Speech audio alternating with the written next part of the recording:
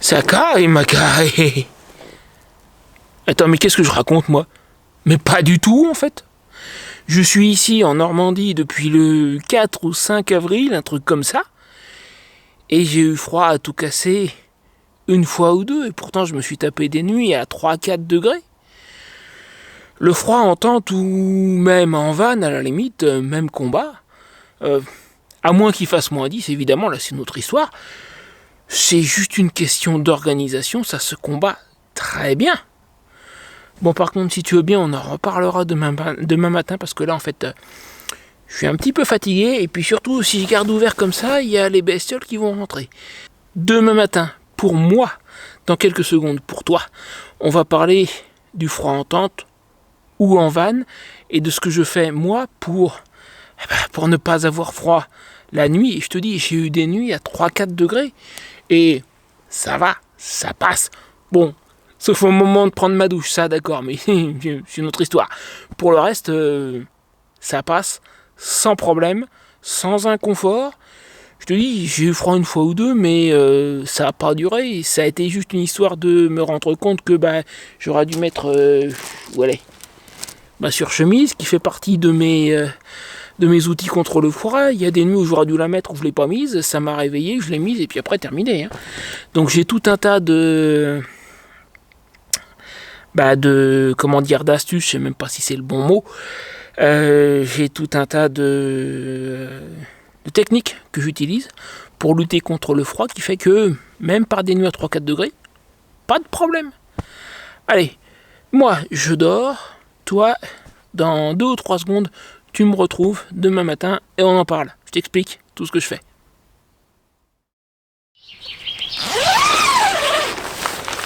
Hep. Avant d'attaquer vraiment sur la vidéo, rends-moi service et rends-toi service. Abonne-toi et surtout laisse-moi un commentaire pour me dire que tu t'es abonné. Comme ça, ça te permettra de ne pas rater mes prochaines vidéos, surtout si tu actives la petite cloche, excuse-moi. Il va y avoir dans les temps qui viennent d'autres conseils sur le camping. On va parler de mon statut de vie nomade, pourquoi j'ai décidé de devenir nomade. Je vais te montrer de beaux endroits à visiter, je fais ça régulièrement. Il y aura des sorties moto, il y aura plein de choses comme ça. Donc abonne-toi et surtout laisse-moi un commentaire pour me dire que tu t'es abonné. Sur ce, à l'attaque.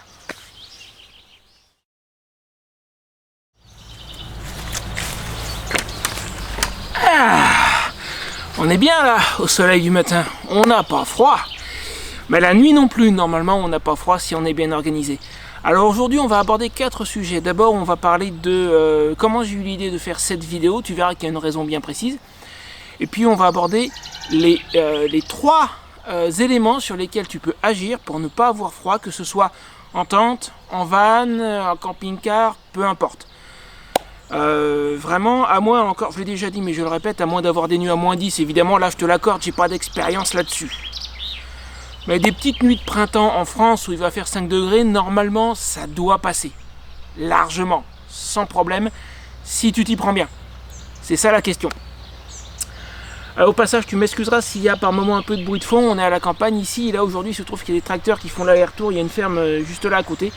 Et apparemment, ils travaillent à 500 mètres d'ici, dans un pré qui est juste là, donc tu risques de les entendre, je suis désolé, je ne peux rien y faire. Donc d'abord, pour quelle raison est-ce que j'ai décidé de faire cette vidéo? Il faut savoir que je suis membre d'un certain nombre de groupes Facebook spécialisés. Il y en a certains, c'est sur les endroits que je visite. Par exemple, là, en ce moment, je suis en Normandie, et il se trouve que du coup, je suis membre d'un très gros groupe sur la Normandie. Il y en a, c'est sur le voyage moto, il y en a d'autres, c'est sur le camping ou la vie nomade. Et récemment, dans un de ces groupes-là, dans un groupe sur la vie nomade, j'ai vu le message de quelqu'un qui est en train d'aménager un van, et il expliquait qu'il a juste isolé le sol pour le moment et il a voulu tester. Jusque-là, il n'y a rien qui me choque. Il est en train de préparer son véhicule, il veut essayer, donc il le met devant chez lui, il passe la nuit dedans. Très bien. Cette nuit-là, il a eu froid. Jusque-là, pareil, il n'y a rien qui me choque. Il est en train de se préparer, il est en train d'apprendre. Moi aussi, les premières nuits où j'ai commencé à camper, j'ai eu froid. J'étais pas prêt. Mais c'est pour ça que tu fais des tests. C'est pour apprendre. Donc jusque-là, tout à fait normal. Donc le truc, c'est qu'il explique qu'il a dû rentrer chez lui, se chercher des couettes. Très bien. Par contre, ce qui va pas, c'est ce qu'il explique après dans son message. Où il parle de la température qu'il avait cette nuit-là, et il se focalise, à mon sens, sur le mauvais problème. C'est là qu'il a un souci, et je pense qu'il est probablement pas le seul. Donc après dire qu'il est allé se chercher des couettes, il explique que il a regardé la température, il avait la même température à l'intérieur de son van et à l'extérieur, 12 degrés. 12 degrés. Normalement, t'as pas froid à 12 degrés. Ou alors c'est que t'es mal organisé. Et encore, quand tu débutes, c'est normal de pouvoir être mal organisé. Mais du coup, il se focalise sur le mauvais problème. Il se focalise sur le fait qu'il n'a encore isolé que le plancher de son van. Et il pense que son problème est au niveau isolation du véhicule. Son problème n'est pas là. À nuit à 12 degrés, t'as pas besoin d'isolation. Pas du tout. Donc, comme je disais, il y a 3 éléments sur lesquels tu vas pouvoir jouer qui n'ont rien à voir avec l'isolation de l'endroit où tu vis, de l'endroit où tu dors, qui vont te permettre de passer confortablement des nuits à 10-12 degrés et de passer convenablement, on va dire, des nuits à 5 degrés. Après, quand on commence à tomber sous les 5 degrés, je l'ai fait en avril, j'ai eu des nuits à 3-4 degrés.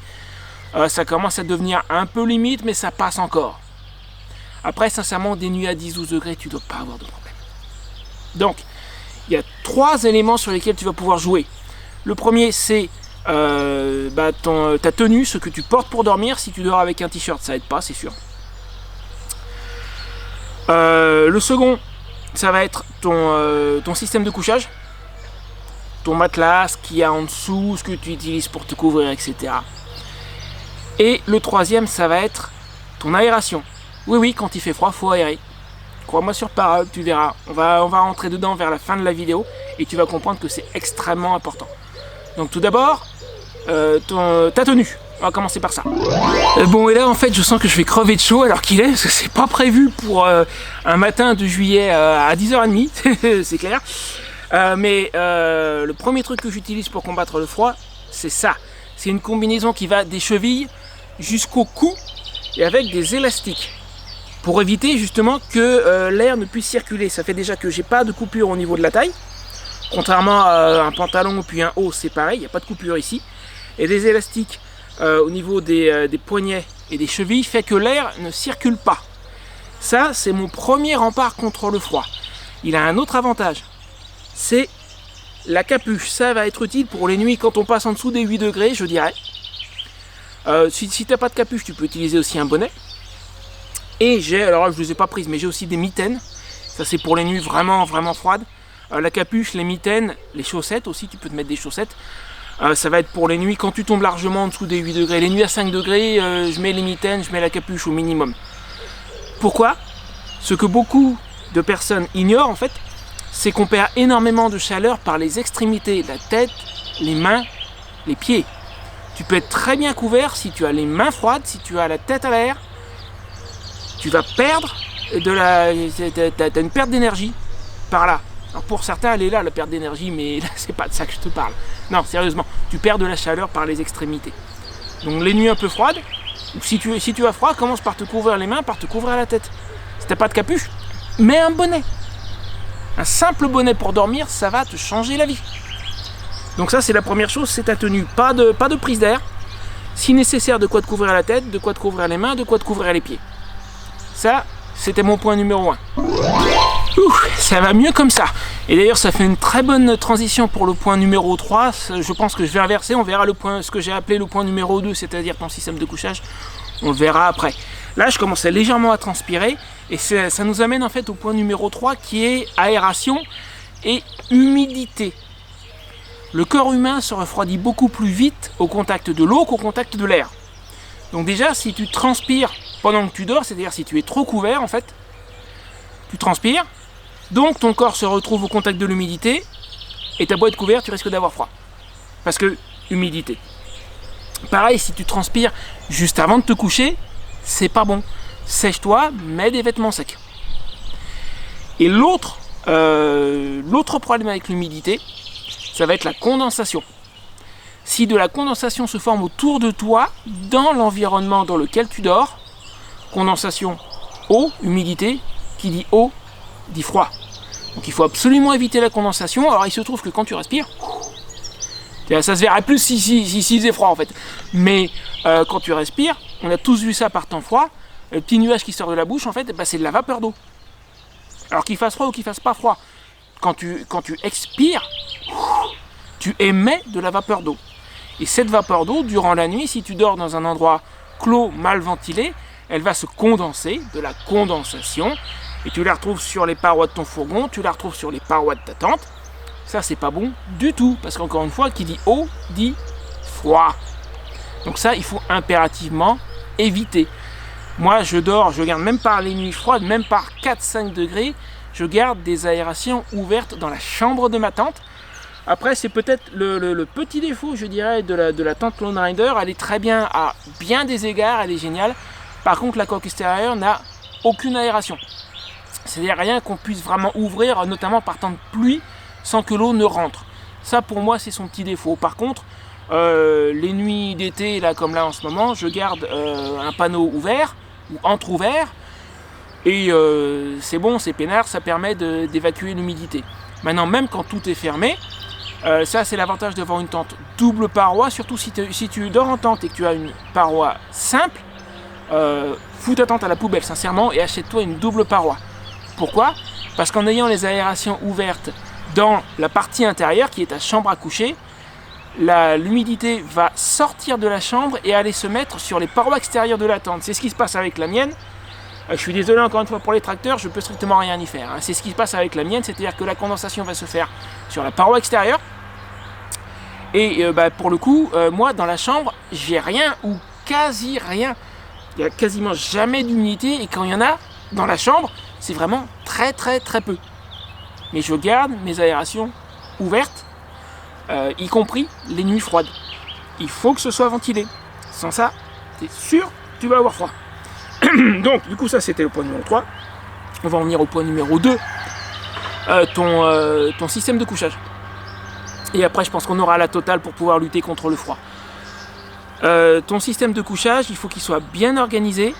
Déjà, pour éviter le froid qui remonte du sol, si tu es en tente comme moi, que tu dors au sol, moi j'ai déjà un tapis de sol sous ma chambre. Et ça aide à éviter que l'humidité remonte au travers du sol de ta chambre.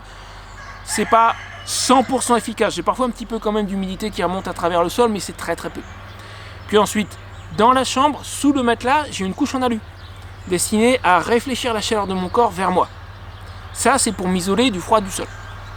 Ensuite, là, tu t'attends peut-être à ce que je te recommande un bon sac de couchage. J'aimerais bien, surtout si je pouvais gagner des commissions dessus, mais en fait, c'est pas le cas. Parce que je ne supporte pas de dormir dans un sac de couchage. Clair et net. J'ai essayé une fois, alors j'ai dormi dans un sac de couchage, oui, il y a 25-30 ans quand j'étais jeune. Mais là, avant de partir pour mon grand projet, il y a maintenant plus d'1 an et demi, quand j'étais en train de me préparer, c'était il y a 2 ans. C'était à l'été 2019. J'ai acheté un sac de couchage, un bon en plus, un truc certifié 5 degrés, je crois, confort à 5 degrés, un truc comme ça. J'ai dormi une nuit dedans. Le problème, c'est que moi, je me tourne, je me retourne, le sac tourne avec toi. J'ai horreur de ça, ça me dérange, ça me gêne. Du coup, je me balade avec des draps, des couvertures. Ouais. Mais pas n'importe quoi non plus comme couverture. J'ai 2 petites couvertures en polaire. Le polaire, c'est super efficace. Alors, elles sont pas super grandes. J'ai choisi des trucs que je pourrais transporter avec la moto. Donc, du coup, une seule en soi ne suffirait pas à couvrir tout mon lit. Mais en fait, elles se superposent. Donc j'utilise les deux, l'une par-dessus l'autre.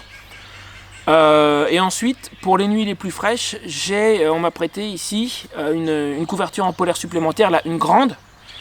Et les 3 ensemble, même par des nuits à 5 degrés, ça passe. Après, 5 degrés, ça sera peut-être un petit peu juste. Au tout début, quand je suis arrivé en avril, il m'en avait prêté 2. Là, depuis le mois de mai, j'en ai plus qu'une. Mais je pense pas qu'il y ait eu des nuits à 3 degrés, quoi. Mais ça a plutôt été du 6, 7, 8 degrés. Là, mes 2 petites plus la grande, ça suffit. Par contre, en avril, j'ai eu besoin des 2 grandes couvertures en polaire qu'ils m'avaient prêtées, en plus des miennes. Pour l'été, la grande couverture jaune que j'ai actuellement, à mon avis, va plus être nécessaire. Là, je suis sur le point de l'enlever. Elle est trop. Les miennes, les 2 petites, vont suffire. Donc voilà, mon système de couchage, c'est un matelas autogonflant Décathlon. Ça en soi, il n'a pas d'importance particulière. C'est pas un matelas avec une isolation ou quoi que ce soit. Je suis sur une couche d'air quand même. Oui, ça joue peut-être. Mais surtout, j'ai un tapis de sol sous la chambre. J'ai une couche isolante en alu sous mon matelas et j'ai des couvertures en polaire. Et encore une fois, je suis habillé comme il faut et je garde mes aérations ouvertes pour ne pas générer d'humidité dans ma chambre. Et avec ça, j'ai passé des nuits à 3-4 degrés correctement. J'ai eu un tout petit peu froid, mais très très peu. À partir du moment où il fait 5 degrés ou plus, c'est peinard. Là, ça passe à l'aise. Donc, j'espère que tu auras trouvé cette vidéo utile, que tu sois en tente, en van aménagé, fourgon, camping-car, peu importe. Si tu as froid par des nuits qui sont pas des nuits à moins de 0, ton problème c'est pas l'isolation de ton véhicule ou de ta tente. Parce qu'avec une tente, il peut y avoir l'isolation aussi. Hein. Les tentes en coton, ça isole très bien. Enfin, ça isole mieux que la mienne qui est du synthétique. La mienne n'est pas prévue pour isoler. Donc voilà, si tu as froid par des nuits au-dessus de 0 degrés Celsius, ton problème c'est pas l'isolation de ton véhicule, ton problème c'est ton système de couchage, ta tenue et est-ce que tu as une aération convenable ou pas. Si le matin tu vois, tu es en fourgon et le matin tu vois qu'il y a de la buée sur tes vitres, c'est que tu as un problème. C'est que ton isolation, ton aération est pas bonne et je te garantis que ça aide pas. Si tu as une bonne aération, déjà tu auras moins froid. Voilà. Je pense avoir fait le tour. Si tu as des questions, n'hésite pas à me les poser dans les commentaires. Encore une fois, je t'ai dit en début de vidéo, il faut vraiment que je prenne l'habitude de le dire, ça. Abonne-toi si ce n'est pas déjà fait et laisse-moi un commentaire pour me dire que tu t'es abonné. Moi, ça me fera très plaisir et puis ça aidera la chaîne à progresser. Si tu veux que je puisse continuer à faire des bonnes vidéos pour toi, il faut absolument que j'atteigne les 1000 abonnés dans les 2-3 mois qui viennent. Et je pense que là, au point où j'en suis, c'est très faisable. Donc je compte sur toi pour m'aider à faire encore plus de vidéos pour toi. Alors en fait, si tu as apprécié cette vidéo, j'en ai une autre pour toi. Regarde, juste là, mes 12 conseils pour le camping en tente, à mon avis, tu vas aimer. Et puis sinon, tu as aussi cette liste de lecture là-haut, là. Ça pourrait t'intéresser aussi. Allez, à la prochaine!